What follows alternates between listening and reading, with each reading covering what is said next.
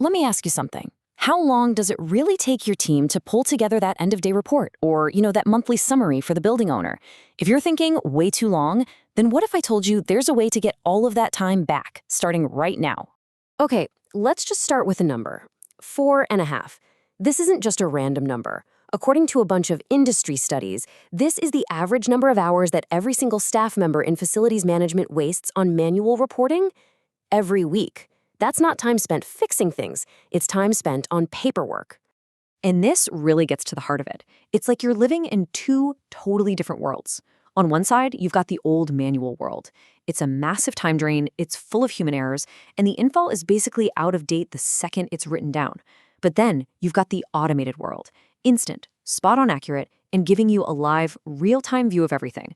This isn't just about being a little faster, it's about being in control instead of just reacting. But look, the real cost of all this paperwork, it goes way beyond just the hours on a timesheet. We're talking about a direct hit to your budget, to your compliance, and honestly, to your ability to make good decisions. Now let's put that number into perspective. For a pretty typical team of, say, 8 people, that 4.5 hours each balloons into 36 hours a week. Think about that for a second. That's pretty much one person's entire 40-hour work week spent on nothing but writing reports. Every single week. And then there's this thing called the data currency problem. So a technician fills out a paper log at 8 in the morning. That tells you what the building was like at 8 a.m. But by the time a manager sees it at 5 p.m., so much has changed. You're basically making today's decisions based on yesterday's news. It's like you're flying blind. And on top of being outdated, that data is often just plain wrong. Studies show that manual data entry has an error rate of up to 3%. Now, that might not sound like a lot, but if you're logging 500 records, that could be 15 errors. Your compliance records can become a work of fiction really, really fast. So, how do we actually fix this mess? Well, the very first step is to get your team in the field out of the dark ages. It's time to move from clipboards to clicks. And honestly, the quickest way to get started is with something you see everywhere these days, QR codes. The setup is surprisingly simple. First, you just identify all the assets and locations you need to check. Second, you print some simple QR code stickers for them. Third, you build out your digital checklists. And fourth, you get your technicians comfortable using a mobile app. You could seriously lay the groundwork for this in a single afternoon. And the payoff is immediate. The second a technician scans that code and finishes the job, all this incredible data gets captured automatically. The exact start and finish time, GPS to prove they were there, before and after photos, parts they used, even their signature. You get this perfect, bulletproof evidence trail for every single thing they do. Okay, so your team is now digital. What's the next layer? Well, this is where it gets really cool. Now we're going to get data directly from the building itself, with no human hands involved at all. To really get why this is a game changer, just look at this comparison.